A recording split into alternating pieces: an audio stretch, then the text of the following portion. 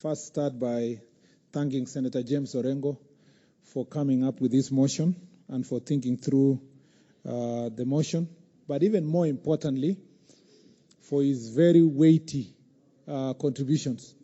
Actually, Senator Orengo spoke today like the Orengo we know, Mr. Speaker, and I enjoyed every bit of his submissions. Mr.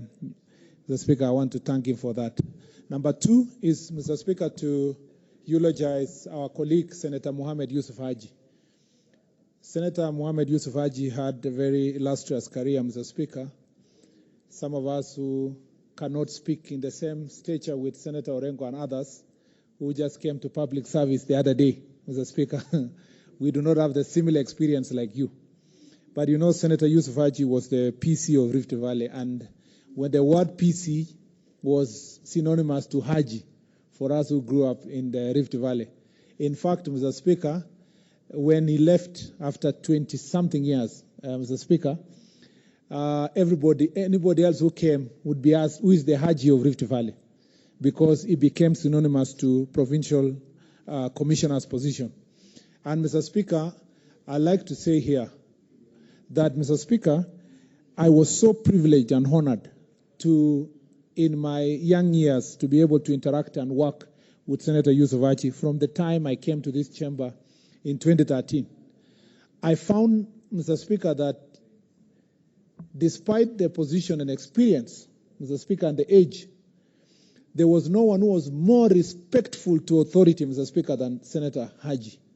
Senator Haji, if he was a member of your committee and you are the chair, you knew for sure that you have a loyal member of your committee. Mr. Speaker, when I came into leadership as the deputy majority leader, Senator Haji gave me maximum support and gave us who are in leadership maximum support.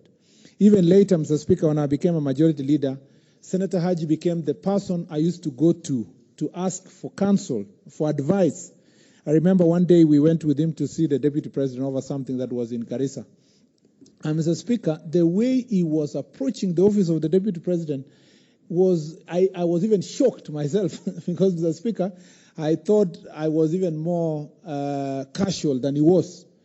He really respected authority. If something came from the president, Mr. Speaker, as it used to, most of the time, any communication I brought to this house that came from him, Senator Haji was a person who would not countermand. He would not even ask for me to get evidence whether the president wanted something to be done this way or the other. He was so loyal to authority, which was, Mr. Speaker, his strength, but at some point I even thought it was his weakness.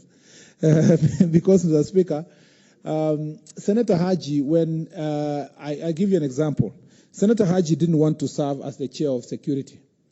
But the president had told me that there is no other person who will chair security. It must be Senator Haji. So I came here and I told Senator Haji, we are making you the chair of security committee. He told me, no, my son, I am now satisfied to serve. Let others serve. I have served long enough. Let me give an opportunity to other young people like yourself to serve. And I told him, call the president and tell him you are unwilling to serve, you know. Then he told me, if it came from the president, that's it. I'm going to take this responsibility. And he took it with a lot of humility. And I want to thank Senator Sakaja, who was his vice chair, because they worked seamlessly, Mr. Speaker, and Senator Sakaja took the responsibilities on his behalf, like Senator Fatuma Dulo did in the last term. And Mr. Speaker, something else I learned from him is that he was able to stand firm, like Senator Orengo said. And maybe the only time I saw him stand very firm, which I was saying, Mr. Speaker, here, his loyalty was also a weakness because it was very difficult for him to go against the government position. But when it came to division of revenue, Mr. Speaker, Senator Haji was not only firm in what he believed it is for the people of the pastoralist community and the people of Garissa, but he sat here, Mr. Speaker. Even when he felt like he had some flu or something, he made sure that he sat here, even up to 10 o'clock, 9 o'clock at night, waiting for that opportunity to vote. And so I asked Senator Haji, we walked behind here and I asked Senator Haji, I don't understand. There's a paradox here. You are the chair of BBI. You are the guy of the president. But at the same time, there is a motion in this house that is supported by the executive and the majority side. Not yet. My time is not enough. Is it? Okay, 2 minutes. Let me finish. I didn't even see it. Mr. Speaker, I wish I saw the... So tell us what Haji told you. Thank you, 2 minutes, Mr. Speaker. I thought, Mr. Speaker, it was sabotage. Mr. Speaker, it was that paradox that I asked him. So you are standing this way, and you are the closest man to the executive, and we are suffering. And I think we were with Matsayo and others. We told him, why don't you go and intervene on our behalf? He told me, I'm not even picking anybody's call. I'm not taking anybody's directions. I am so firm and focused to vote for the people of Garissa. So, Speaker, maybe in my own confession, because Senator Haji was my friend, there were things Senator Haji was unhappy with in the BBI report. And I don't think he's the one who ordered everything in BBI. There must have been things, of course, that are compromised that came from other quarters.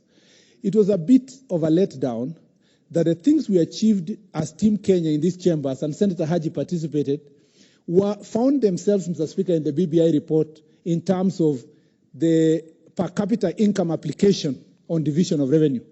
And I think, Mr. Speaker, that's something we must ponder through, because if we believe that Senator Haji was a man of equity, we must also, as leaders, ensure that the things we do will make sure that they protect all communities equitably. I want to wish his family, I want to wish Nordin and his brother and the rest of the sisters and their extended family God's grace at this very difficult time. I know, Mr. Speaker, Senator Haji's history will be forever remembered in this country, and there are things I learned from Senator Haji that I wish that, Mr. Speaker, I'll be able to apply in my personal life. Thank you, Mr. Speaker. Senator Professor Kamara.